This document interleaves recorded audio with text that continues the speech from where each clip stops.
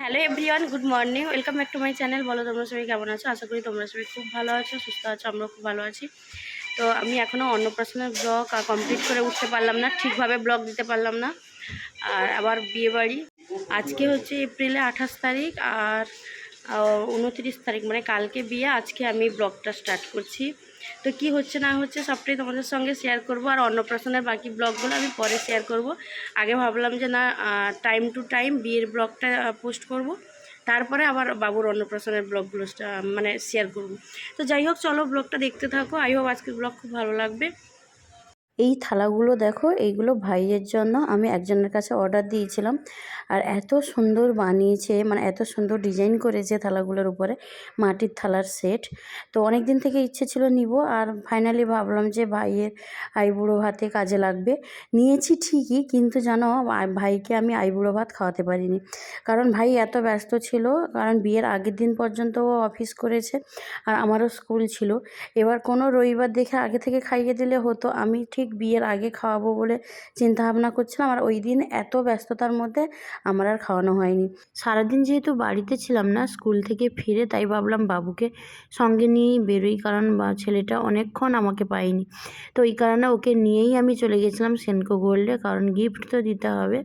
তো ওটাই আনতে আগে থেকে আনা হয়েছিল না। আর এখন গোল্ডের যা রেট হয়েছে, আমি যেদিন গয়না আনতে গেছিলাম ওই দিন দাম ছিল 90,800 কত এইরকম রেট ছিল। তো যাই হোক, অনেক কিছু দেখছিলাম। এবার কি বলতো, পছন্দ হচ্ছে কিন্তু বাজেটের মধ্যে আসছে না। এইসব করে একটা ছোট্ট একটা গিফট নিয়েছি। তো সেটা কি নিয়েছি তোমাদেরকে তো দেখাবো। তো তারপর চলে গেছিলাম ভাইকে নিয়ে দোকানে।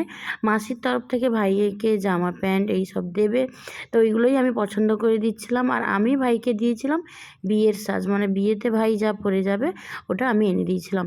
তো সেটা তো তোমাদেরকে দেখাবো। তো এখন দেখো, প্যান আমেরিকাতে এসেছিলাম। আর এখানে কিন্তু শার্টের কালেকশানগুলো খুব ভালো লাগে, রিজনেবল প্রাইসেও থাকে মোটামুটি। তো তারপর ওখান থেকে হয়ে আবার চলে এসেছিলাম তোমার প্রিয় গোপাল বিষয়ীতে। প্রিয় গোপাল বিষয়ীতে এসেছিলাম, মাসি নিজের জন্য একটা শাড়ি নিয়েছিল, তারপর টুকটাক জিনিসপত্র নেওয়া হয়েছিল এখান থেকে। তারপর সন্ধ্যাবেলা বসে গেছিলো সব, মানে বিকেল থেকেই বসে গেছিলো বলতে পারো মেহেন্দি করতে। আর একজন বোনকে ডেকে নিয়েছিলাম, ওই বোনটা কিন্তু আমার বিয়েতে আমার হাতে মেহেন্দি করেছিল। তো ওই বোনটাই এসেছিল আবার 3 বছর পরে। আর সবার হাতে মোটামুটি মেহেন্দি করে দিয়েছে। আর আমি মানে ব্রাইডের হাতে যে মেহেন্দি করবে একজন ভাই, মৃন্ময় বলে কাঁথিতে, তো খুব ভালো মেহেন্দি করে, মেহেন্দি আর্টিস্ট। তো আমার খুব ইচ্ছে ছিল অনেক দিন থেকেই যে আমি ওই ভাইয়ের কাছে মেহেন্দি পরবো। আর আমার সাধের অনুষ্ঠানের জন্য আমি বুক করেছিলাম, কিন্তু আমার সাধের অনুষ্ঠানের আগেই যেহেতু মানে ঠিক হয়েছিল না, অক্টোবরের 13 তারিখ আমার সাধের অনুষ্ঠান ছিল, 12 তারিখ বাবু হয়েছে। তো যাই হোক, ওই কারণে আমার আর মেহেন্দি পরা হয়ে ওঠেনি। আর এটাই লাস্ট টাইম ছিল যে ভাইয়ের বিয়েতে একটা সুযোগ, আমাকে কিন্তু এই ভাইয়ের কাছ থেকে মেহেন্দি পরতে হবে। তো এই ভাইকে বলে রেখেছিলাম মেহেন্দি পরানোর জন্য। এবার এরা যে যার মতো করে মেহেন্দি করে নিচ্ছিল, আর আমিও করে দিয়েছি কয়েকটা হাতে। আর আমি করব ওই ভাইটার কাছে, ওই জন্য আমি ওয়েট করছিলাম। তার মধ্যে টুকটাক যা কাজ ছিল ওইগুলো করেছি। শুধু আমার বাড়ির সবাই আছে, সবাই আমাকে হেল্প করে বলে, আর বাবুও ভীষণভাবে হেল্প করছে বলেই কিন্তু আমি সব দিকটা সামলাতে পারছি। ও একটু কান্নাকাটি কম করে, আর বাবা মার কাছে বা বাড়ির যে কারোর কাছেই ও থেকে যায়। ওই কারণে আমি এদিক ওদিক যেতে পারছি, এত কাজ সামলাতে পারছি। তো বাবুকে মাসির কাছে রেখে আমি হাতে মেহেন্দি পরেছিলাম। তারপর দেখো, বলতে বলতে ওই ভাইও কিন্তু চলে এসছে, আর বাকি সবার হাতে মেহেন্দি হয়ে গেছে। তারপর আমি বসছিলাম মেহেন্দি করতে।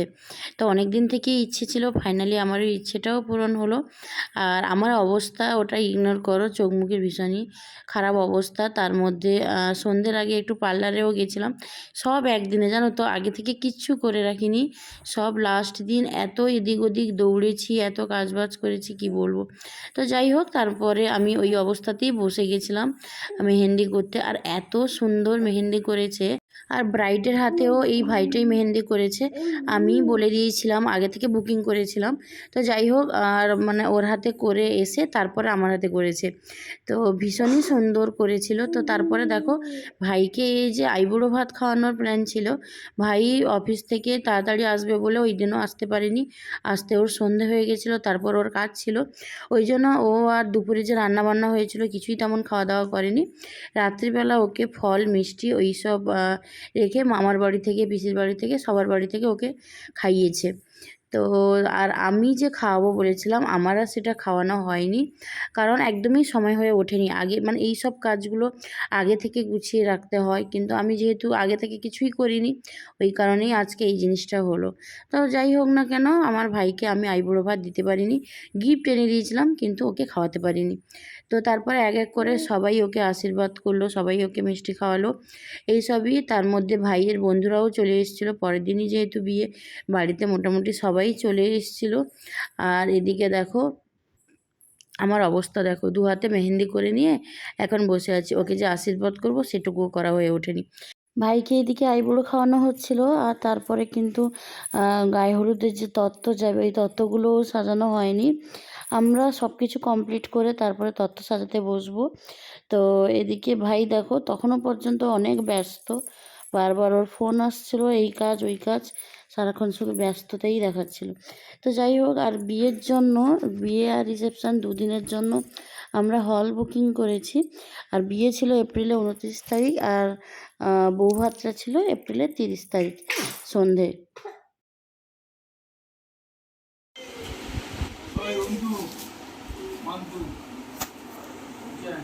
বলো, তত্ত্ব সাজাতে বসেছি রাত্রিবেলা, এখন 11টা বাজে। দু হাতে মেহেন্দি করেছিলাম, তো মেহেন্দি কমপ্লিট করে এখন বসছি তত্ত্ব সাজাতে। সবাই ঘুমোতে যাচ্ছে, আমরা এইসব নিয়ে